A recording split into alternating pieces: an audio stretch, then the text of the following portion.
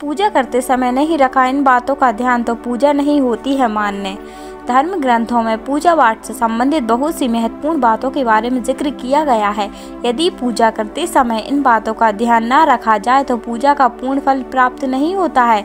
इसके साथ ही आपकी पूजा मान्य नहीं होती है।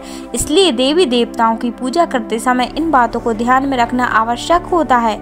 यदि आप कुछ गलतियां करते हैं तो माना जाता है कि आपको शुभ फल के स्थान पर देवी देवताओं के क्रोध का भागी बनना पड़ सकता है। तो चलिए जानते हैं कि पूजा करते समय किन बातों को ध्यान रखना आवश्यक होता है। हिंदू सनातन धर्म में पंचदेव माने गए हैं। प्रतिदिन पूजा करते समय इन पंचदेवों का ध्यान अवश्य करना चाहिए, तभी आपको पूजा का पूर्ण फल प्राप्त होता है।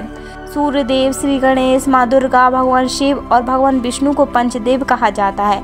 प्रतिदिन पंचदेवों की पूजा करने से आपके घर में शांति और समृद्धि बनी रहती है।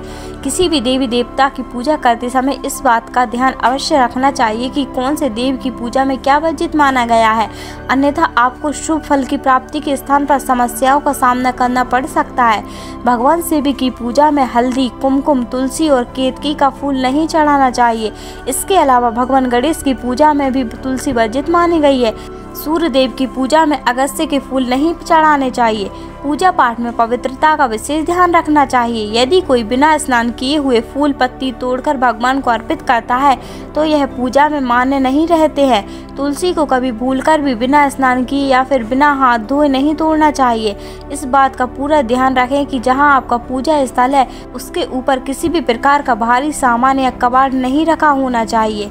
देवी देवताओं का तिलक हमेशा अनामिका उंगली से करना चाहिए। यदि आपने शुद्ध घी का दीपक जलाया है तो उसे बाईं ओर रखें और तेल के दीपक को दाईं ओर रखें। पूजा के बाद भगवान को भोग अवश्य लगाना चाहिए।